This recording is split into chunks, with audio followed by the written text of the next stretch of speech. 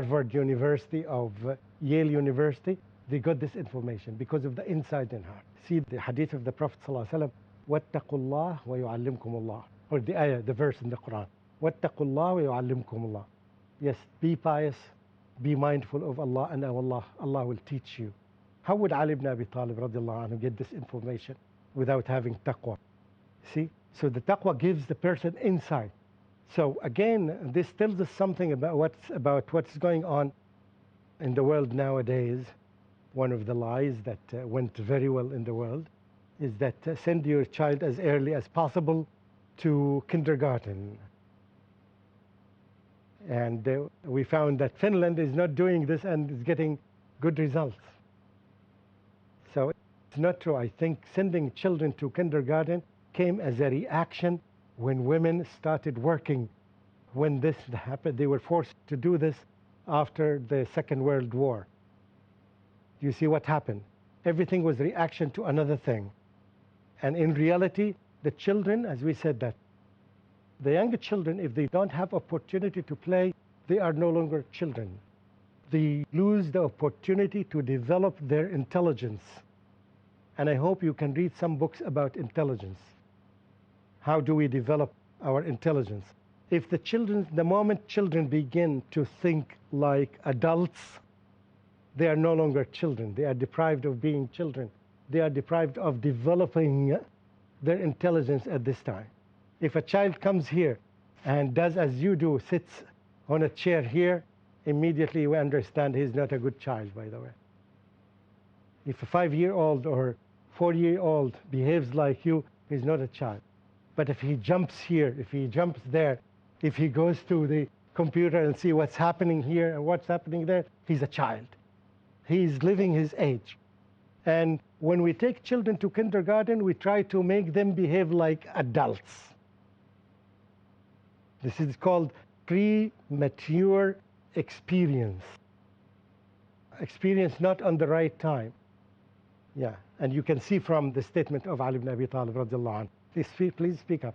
Sheikh, I have a comment on this. A little part of the statement I may not agree, but excuse me for that, because I have been reading about Abdullah ibn Abbas.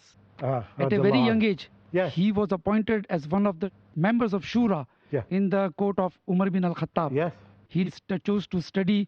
Of course, again, we are talking about individual differences. This may be a special case for this person or that person, but this is not the norm. You have to understand this. Children need to have their opportunities to play. And that's why the school of Montessori, right, came as a reaction for this. She designed her schools based on games and playing. It's children, when they join there, all what they do is just move from one game into another, from one play into another. The whole class is structured like this. Again, what we don't like about this school is that it is a structured class. We want it to be unstructured. Okay. And if you read the history, by the way, of most of the inventors or the famous personals in the world, when they were children, they were doing something different from the kindergarten student. I hope when you read a biography of one person, focus on this area of his life or her life. Okay, let's go back to our topic today. We were still discussing. Any comment from here?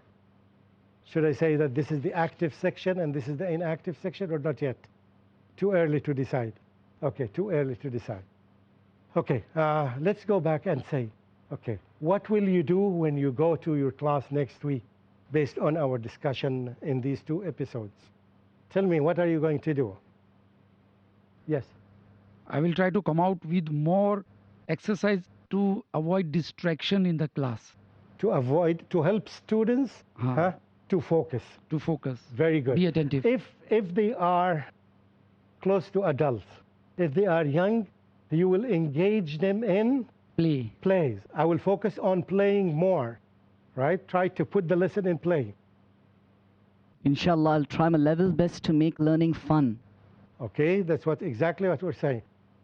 Yeah, it's not necessarily now. Give an opportunity to others and then we'll come back to you.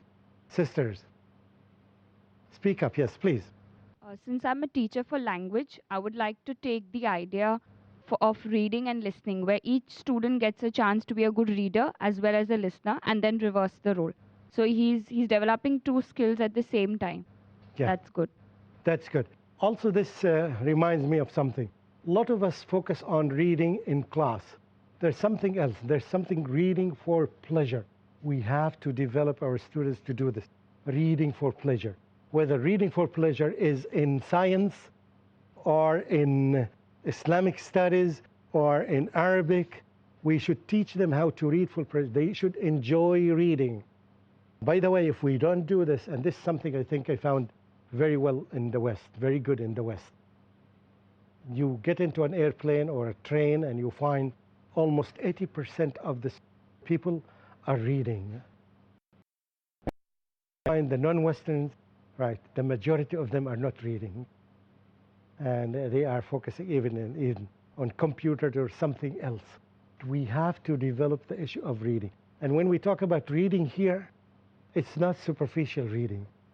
Reading and you read something to enjoy it or to criticize it. Something when you pass by it, oh, I think there's a mistake here because the guy in the previous 200 pages said something different. So it means, in other words, focusing.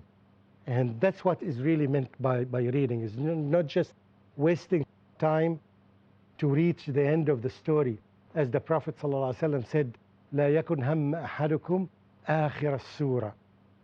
Don't make your main concern is to reach the end of the chapter. This is something that reading the Quran is different from reading any other thing. It's not the more you read, the better. No, it's the more you understand, the better. So it depends on the nature of the. So reading for pleasure. Reading for what else? What's the purpose for reading? Another reading for, Vocabulary building. Reading for increasing the vocabulary. You read, while you are reading anything, highlight some words, some expressions that you will, inshallah, hopefully you will use them in your writing or your speaking. Good. Reading for what else? Reading for improving your accent and your pronunciation. Yeah, reading loudly in order to improve your accent. Yeah, so there are many reasons for reading, okay? And again, this applies to writing. Say that writing for pleasure, or creative writing. And we don't have an opportunity to talk about this, but most of the exercises that you see in the books and the teachers do are one or two types of writing. Make a summary of the lesson that you have studied. Yes, but not critique what you have read or critique what your friend had written. Take this text and try to critique it. Tell me your opinion. If you are the same person, how would you write it differently? So this is creative writing. Writing for the purpose of critiquing. We need to teach people to critique others, because by critiquing others, by criticizing others, by evaluating others, you would be a better one. You would try to avoid what others have fallen in. Okay, what else you're going to change in your classes? I'm going to share what I have learned today with the teachers of languages, with the teachers of Arabic, because some of these games and other games that will help them. Sharing information is something very vital. We don't do it. I'm a teacher. I want to be a good teacher all the time, so I'm not going to help others. In fact, you forget that the more you share the knowledge with others, the more rewards you get. And that's why scholars are the more rewarded people, because they share their knowledge. Yes, because you may take the knowledge to another person in another class who would be more skillful than you and who can use it better than you. You are going to get the reward anyway. He's doing the hard work and you are going to get the reward. The easiest way to get rewards is to share knowledge. Right? Good. And that's why we are blessed to be teachers, alhamdulillah. Good. Any other comment here? Jazakallahu khairan. Well, I'll explain this to you after this episode. Wassalamu alaikum wa rahmatullahi wa barakatuhu. Little baby, pure and small, He created you, He created us all. Hush, little baby, don't you fear, we're never alone when Allah's so near. Hush, little baby, breathing so calm, He'll protect us all and keep us from harm. hum. Hush, little baby, still and serene.